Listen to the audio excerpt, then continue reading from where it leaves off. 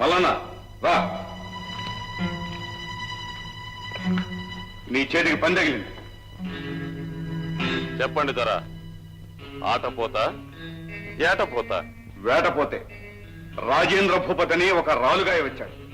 అర్థమైందరా? వస్తా. ఆగు వల్లన, పిడుగు మీద అడుగు వేస్తున్నావు. ఎందుకైనా మంచిది, వెంట 10 మందిని తీసుకువెళ్ళి. ఆ సత్రగాయ గేట కోసం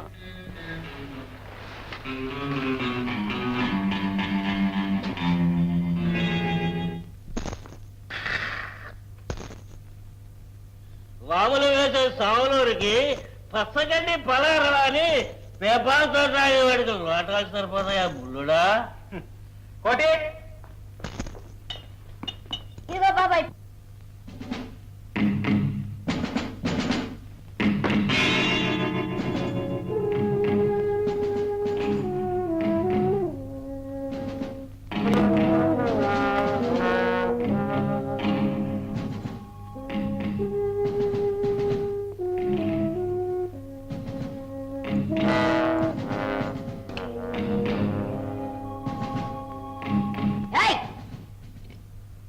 అబ్బకోసంలాగా అడగకుండా తాగేస్తున్నావే.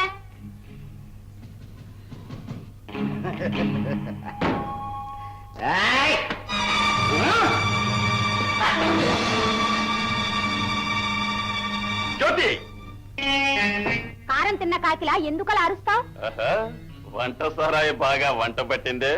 పిచ్చివావుడు మానేసి ఎందుకిలా వచ్చావో చెప్పు. వసూలైన డబ్బు తెమ్మన్నారు నాగరాజు గారు. నిన్న సరిపోయింది, నక్క నోటికి కోడి పిల్లనిచ్చినట్టే.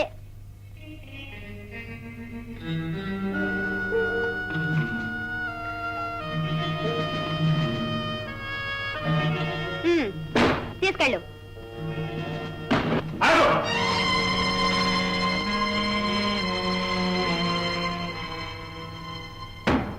ఇందులో నాకు వాటా ఉంది. ఎవడ్రా నువ్వు? నీ పాలిటి ఏముందిరా? నా సంగతి మీ నాగరాజుకు బాగా తెలుసు. మళ్ళీ మాట్లాడితే నీకు తెలుస్తుంది. అట్టాగా? అంత ఖలేజా ఉంటే తీసుకో.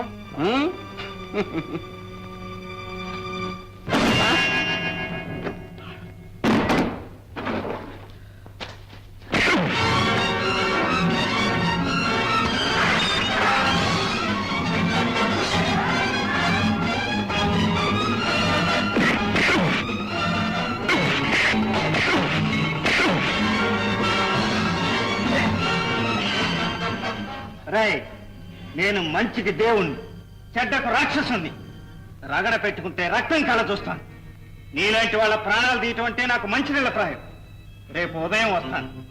నా వాటా నాకు మర్యాదగా ఇచ్చారా? సరే సరే, లేకపోతే మీ నాగరాజు తల తెగి గాల్లో ఎగురుతుంది. చెప్పప్పా.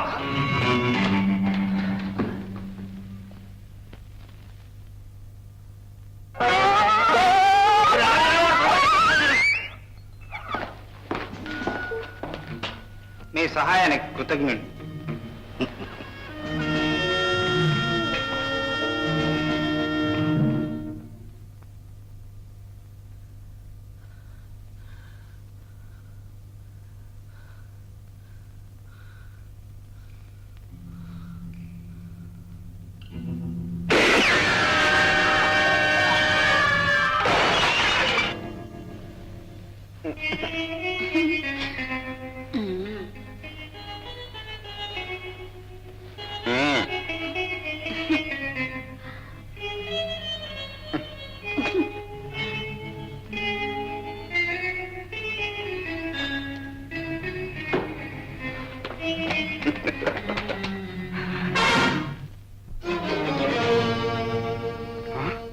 నువ్వా?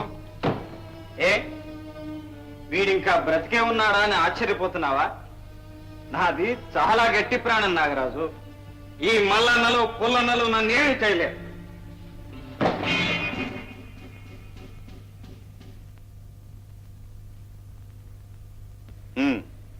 నీ ప్రతాపానికి సంతోషించాం గాని ఇక్కడికి ఎందుకు వచ్చావు? దేవాలయంలోకి ఎందుకు వచ్చావని దేవుణ్ణి పూజారి అడిగినట్టుంది నీ ప్రశ్న. నేను వాటా కోసం వచ్చాను. వాటా? ఇన్నాళ్లుగా నువ్వు అనుభవిస్తున్న ఆస్తులన్నిట్లోనూ నాకు భాగం ఉంది. నీకేమన్నా మతిపోయిందా? ఇదంతా నా స్వార్జితం. ఆనాడు ఒక భాగస్థుని చంపి రెండో భాగస్థుడైన నన్ను కళ్ళు కప్పి మా ధనాలతో అపహరించుకు పారిపోయాడు మీ నాన్న.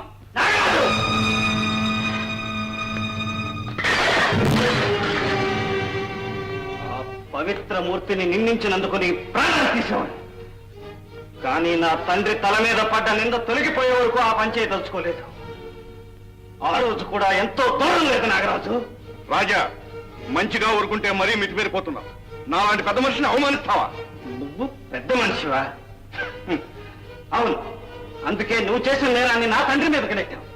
నాకు జ్యోతికి ఒట్టి చేతులు చూపించి హాయిగా కొరుకుతున్నావు. అందుకు సాక్ష్యం చూపించమంటావా? నీ శరీరాన్ని కోస్తే ప్రతి రక్త బిందువు చెబుతుంది. మా సొమ్ము తిన్నావని, మాకు ద్రోహం చేశావని. నాగరాజు, వారం రోజులు గడివిస్తున్నాను. మాకు రావాల్సిన డబ్బు సిద్ధంగా ఉంచు. మళ్ళీ ఏమైనా పిచ్చి ప్రయత్నాలు చేశావా? నేనెవరో తెలుసుగా. జాగ్రత్త. తాటాకు చప్పులకు కుందేళ్లు బెదరం. నా సంగతి వీడికి ఇంకా తెలియదు. నాకే తెలీదు మీకు ఇంత చరిత్ర ఉందని. తారా, ఏమిటి వాడు? వెళ్ళి కలిసి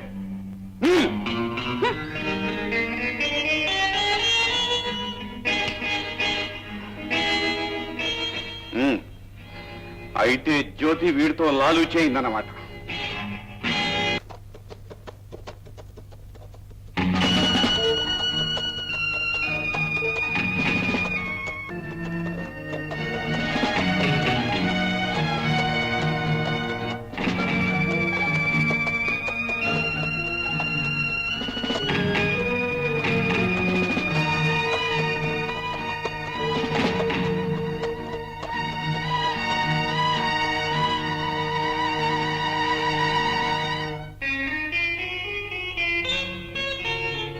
ఓ, నువ్వా?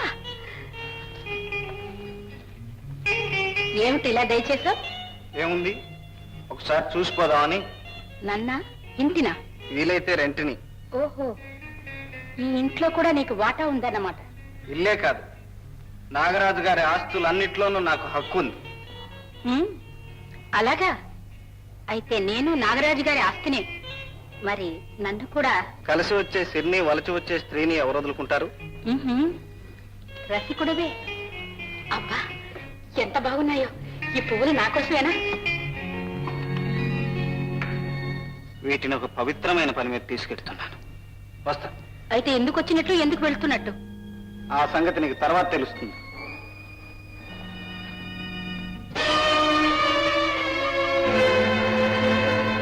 జ్యోతి,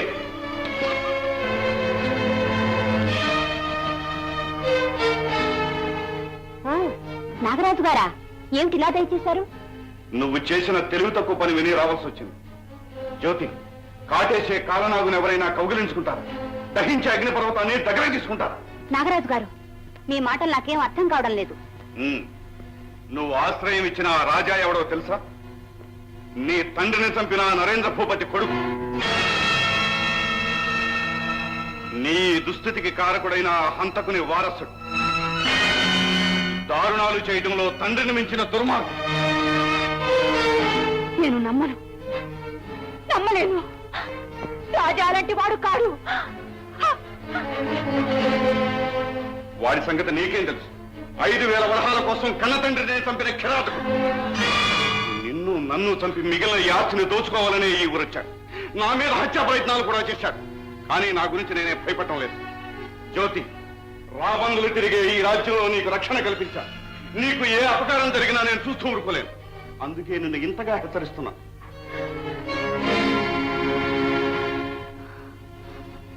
అయితే ఇప్పుడు నన్నేం చేయమంటారు?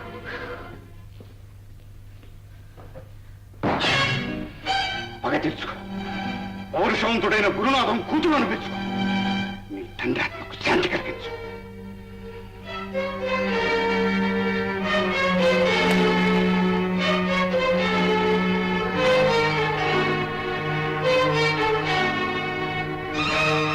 నువ్వు ఆశ్రయం ఇచ్చిన ఆ రాజా ఎవడో తెలుసా? నీ తండ్రిని చంపిన నరేంద్ర భూపతి కొడుకు. నీ దుస్థితికి కారకుడైన ఆ హంతకుని వారసు. పగ తీర్చుకో. పౌరుషవంతుడైన గురునాథం కూతురు అనిపించు.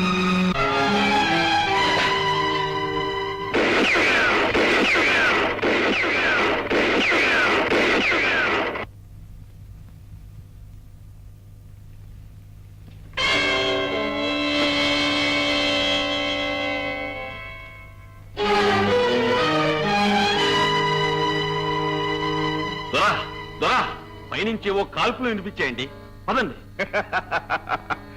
నేను విన్నాను, అందుకోసమే నేను ఇక్కడున్నాను.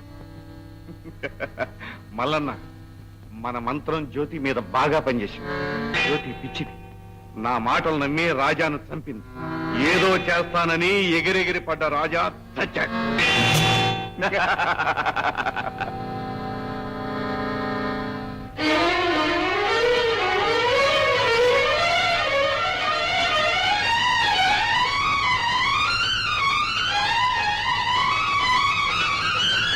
రాజా రాజా రాజా ఆ నాగరాజు మాటలు విని మోసపోయాను. ఆవేశంలో నిన్ను చేతులారా చంపుకున్నారు. నా పాపానికి పరిహారం లేదు. నీవు లేకుండా నాకు బ్రతికే లేదు.